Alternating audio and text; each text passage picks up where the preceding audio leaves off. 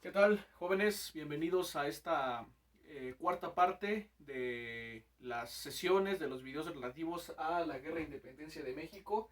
Es la parte con la que concluimos este proceso histórico y pues una vez terminado eh, de revisar este video, pues ya podrán ustedes sin mayor problema llevar a cabo la actividad correspondiente, que pues como ustedes ya pues lo saben, se entrega el 20 de diciembre, ni antes ni después tienen ese día, las 24 horas de ese día completo para subir su actividad, entregarla ya sea en Classroom o por correo electrónico, como ustedes lo deseen. Si lo quieren hacer a mano o a computadora, pues ambas formas son válidas. Y bueno, pues explicado esto, vamos a explicar la última parte del proceso de independencia de México, la etapa número 4, que corresponde a la consumación, que abarca de finales de 1820 a principios de 1821. Como habíamos establecido en el video anterior, en la etapa de resistencia, pues los insurgentes, los rebeldes que buscaban la independencia de este país, pues se ven progresivamente mermados, están retrocediendo, están perdiendo, están a punto de ser completamente vencidos y entonces con el control de la situación por los realistas, la interrogante surge, como lo había dicho en el video pasado. ¿Qué sucede? ¿Qué ocurre? Que cambia la situación completamente, que de estarse muy lejos de conseguir la independencia, se logra finalmente en 1821, pues es lo que vamos a ver en este video. Reitero, al igual que en las sesiones anteriores, en lugar de centrarme en una narración extensa, tediosa, de lo que ocurrió fecha por fecha, en esta etapa final, voy a centrarme solo en lo más importante, lo que a mí me interesa más que ustedes aprendan, que ustedes tengan en cuenta para que comprendan de la mejor forma la consumación de la independencia de México. Bien, al igual que en videos anteriores, pues establecí tres características generales que me parecen las más relevantes. Aquí las tienen ustedes en el pizarrón en color azul. Y bueno, pues una vez que tenemos ya la etapa 4, la ubicamos en el tiempo, vámonos sin mayores preámbulos a sus características generales. La primera, habíamos dicho, ¿qué ocurre para que cambie la situación? Para estar tan lejos de lograrse la independencia, finalmente se consiga. Bueno, pues el principio es este. En España, en 1820, hay una insurrección militar. Un grupo de soldados, de militares que iban a ser enviados de España para acá, a México, para combatir a los insurgentes y terminar de vencerlos, se rebela.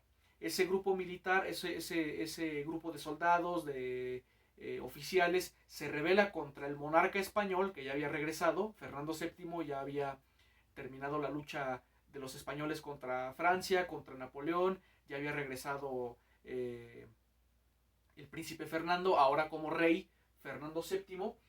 Años atrás, en 1812, se había establecido una constitución liberal en España, la Constitución de Cádiz en 1812. Era una constitución que limitaba el poder real, el poder del monarca, que establecía nuevos derechos y libertades para la población, para la sociedad en general en España. Una constitución que terminaba con algunos privilegios y al regresar el rey Fernando VII la había ignorado, había rechazado esta nueva ley, esta nueva constitución desde su regreso en 1814 y 6 años después el rey se enfrenta con una rebelión de militares, de soldados encabezada por Rafael de Riego, los cuales demandan que se restituya, que se restablezca la constitución de Cádiz, que vuelva a valer, que vuelva a entrar en vigor en España. Logran vencer la resistencia del rey y logran imponer esta nueva constitución liberal en España, en la vieja España, en la España de Europa. Y los grupos, como lo establecí aquí, como lo acabo de escribir, los grupos privilegiados, los de arriba, los poderosos, los ricos, los acomodados de la Nueva España, los de aquí, de estas tierras, miembros del clero, o sea, de la iglesia, de los altos cargos, obispos, etcétera. Ejército, también los altos oficiales, los de alto rango, terratenientes, es decir, los hacendados, los dueños de grandes extensiones de tierra, comerciantes, los grandes comerciantes, los más ricos y poderosos del virreinato, deciden entonces separarse de España. Fíjense lo curioso del caso, los realistas, los que desde un principio le dijeron no a la independencia, los que no la quisieron durante 10 años, los que combatieron a Hidalgo, los que combatieron a Morelos, los que estaban combatiendo a Guerrero en ese momento, de buenas a primeras cambiaron de opinión, decidieron que al final siempre sí querían la independencia, pero pues esto fue por su mera conveniencia, solo fue por defender sus intereses. Reitero, en España hay una rebelión y a raíz de esa rebelión regresa la Constitución de Cádiz, una constitución liberal que otorgaba derechos, libertades nuevos a la sociedad, a la población, que terminaba con privilegios, que limitaba el poder, y como ellos, estos grupos privilegiados, estos potentados, estos miembros de las clases altas, como no querían, los de aquí, de la Nueva España, no querían que se aplicara esa ley en la Nueva España, porque perjudicaba sus intereses, porque los iba a afectar, reitero, a los de arriba, como no quisieron que llegara esa ley que se aplicara aquí en la Nueva España, es que decidieron cortar todo lazo, todo vínculo con la vieja España, con la España de Europa. Entonces, fíjense, por eso les decía que se fijaran en lo irónico, lo paradójico, lo curioso de esto. La independencia de México, la lucha por la independencia de México la iniciaron los insurgentes, sí, pero no fueron ellos quienes la terminaron, no fueron ellos, triste desafortunadamente, los que la encabezaron, los que la lograron al final, sino los realistas. Reitero, la guerra de independencia, aquí lo tienen ustedes, inicia en 1810 y termina en 1821, o sea, fue una guerra de 11 años, y la terminaron los realistas. Llevaron a cabo la independencia los realistas, como en un momento vamos a ver, los que durante, insisto, por última vez, los que durante 10 años no la quisieron, al final fueron los que la impulsaron, pero fue por su conveniencia, no fue porque realmente quisieran la emancipación del pueblo, porque quisieran el mejoramiento de las condiciones de vida de las masas, no fue porque realmente persiguieran la causa, no fue porque realmente estuvieran de acuerdo, sino, reitero, a raíz de este cambio que se da en España en 1820, ellos deciden que no quieren eso aquí, que ellos quieren seguir con el orden social, con el sistema que los beneficia, que los tiene arriba, y dicen no, nos salimos del dominio español, y con tal de que no se aplique esa ley, la Constitución de Cádiz aquí, nos retiramos, nos dejamos de ser la Nueva España para buscar ahora sí la independencia, pero una independencia por su conveniencia. Bien, entonces a raíz de esto, entre finales de 1820 y principios de 1821, algunos realistas empiezan a conspirar en secreto, empiezan a tener reuniones y deciden finalmente separarse de España, y eligen a uno de ellos, Agustín de Iturbide, que era un militar, era un coronel realista. Agustín de Iturbide, reitero, había combatido a Hidalgo, había combatido a Morelos, y lo eligen para ir a combatir a Vicente Guerrero en el sur del virreinato, lo que hoy en día es el estado de Guerrero, esa zona. Y Iturbide, una vez que llega a esa región a combatir a Guerrero, desobedece las órdenes que originalmente tenía y se pone a negociar con él. Iturbide se empieza a reunir con Guerrero, empiezan a negociar para lograr juntos la independencia del país. Como lo escribí aquí, los líderes del ejército realista, que no se nos olvide esto, los líderes de los realistas, como Agustín de Iturbide, negocian con los insurgentes sobrevivientes, con los pocos que quedaban vivos. El más importante de ellos pues era Vicente Guerrero, el que contaba con el grupo rebelde más importante en el sur del virreinato.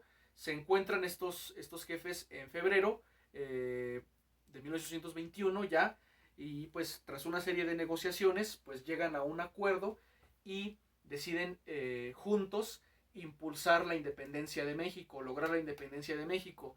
Reitero, los realistas, los que no querían la independencia durante mucho tiempo, los que durante 10 años dijeron que no, al último año pues dijeron que siempre sí, como les decía, por conveniencia, siguiendo su propio interés nada más. Y los insurgentes que quedaban, los pocos insurgentes sobrevivientes, pues no tenían más opción, porque ellos, pues si no aceptaban ese trato, pues tarde o temprano iban a ser derrotados. Vicente Guerrero sabía que su movimiento era de resistencia solamente, que él no tenía grandes posibilidades de triunfo, y pues viendo esa oferta decidió tomarla. Bien, entonces a través de la negociación de estos realistas con los insurgentes que aún quedaban, es que se forma un nuevo ejército, el llamado Ejército Trigarante, el Ejército de las Tres Garantías. ¿Y por qué lo digo? Porque ese es el tema del Plan de Iguala. A raíz de los acercamientos, de las negociaciones entre Iturbide y Guerrero, a finales de febrero, aquí lo tienen, el 24 de febrero de 1821, ambos dirigentes junto con otros firman el Plan de Iguala, o también llamado el Plan de las Tres Garantías. En este acuerdo pues finalmente se establece lo que ya les había dicho, se llega al acuerdo de que se va a buscar la independencia bajo tres garantías, que eran la independencia del país, la independencia de México, la unión e igualdad entre todos los, en ese entonces les llamaban los americanos, es decir, todos los mexicanos, la igualdad como miembros de una nueva nación, y la religión católica era la tercera garantía, la unión de todos los mexicanos en torno a la religión católica, pues que sería la religión oficial del país y la única permitida. Posteriormente, meses más tarde, en agosto, también finales de agosto, 24 de agosto de 1821, en Córdoba, en Veracruz, Agustín de Iturbide, ya como líder, dirigente del ejército trigarante, el líder de los nuevos independentistas, digo independentistas por conveniencia en su mayoría, como les había dicho, se reúne con Juan O'Donojú. Juan O'Donojú era un español que fue enviado desde la metrópoli, desde España, desde la madre patria, como último virrey. O'Donojú fue el último virrey. Llegó más como jefe político, pero bueno, se le considera oficialmente como el último virrey, y pues tras una serie de acuerdos, de encuentros, de pláticas, negociaciones entre O'Donojú y Agustín de Iturbide, es que se firman los tratados de Córdoba, en los cuales pues O'Donojú reconoce la independencia de México, el cual pues como ya se había establecido también por ese entonces, pues iba a surgir a la vida independiente como un imperio, como el imperio mexicano. México se iba a independizar no como república, sino como monarquía. Los primeros años del país como país independiente pues fueron siendo monarquía, siendo un imperio, no una república. Eso se consigue hasta 1824, pero eso lo veremos en otro video. Y el último documento, aquí les puse en rojo 3 documentos fundamentales, principales para entender el proceso, para entender la consumación de la independencia. Pues el último es el Acta de Independencia de México, la cual se firma el 28 de septiembre de 1821. Un día antes, el 27, pues Iturbide, Guerrero y los demás miembros del ejército trigarante entran victoriosos a la Ciudad de México. Hay una pintura muy, muy famosa, pues que se refiere a la entrada del ejército trigarante, el ejército de las tres garantías que contenía el Plan de Iguala, pues que eran independencia, igualdad y religión católica. entra ese ejército victorioso que, bueno, prácticamente no tuvo ningún hecho de armas importante, prácticamente no combatió, sino que avanzó triunfante, victorioso hacia la Ciudad de México. Reitero, ahí esa pintura es muy famosa, la pueden buscar en internet. Se ve como Iturbide pues encabeza a este ejército trigarante que, reitero, prácticamente no tuvo oposición. Entra victorioso a la Ciudad de México, a lo que hoy es el Zócalo, entra por la actual calle de Madero, bueno, que en ese entonces era la calle de Plateros, y pues con eso, con la firma de esta acta de independencia, el acta de independencia del Imperio Mexicano, termina, concluye el proceso de independencia y México surge como país independiente. Claro, tomaría tiempo a que España reconociera la independencia de nuestro país. España no la reconoció hasta 15 años después, en 1836, pero pues eso ya es un dato adicional. No me quiero yo no me quiero extender más de lo debido. Y bueno, pues esto se refiere a la segunda característica. La última, y que en mi opinión es la más importante, la tienen ustedes aquí, hasta abajo, en la esquina superior derecha. Si bien se consiguió la independencia política, la separación de México de España, el nacimiento de México como país independiente, pues que el próximo año cumple 200, cumple 2 siglos como país libre.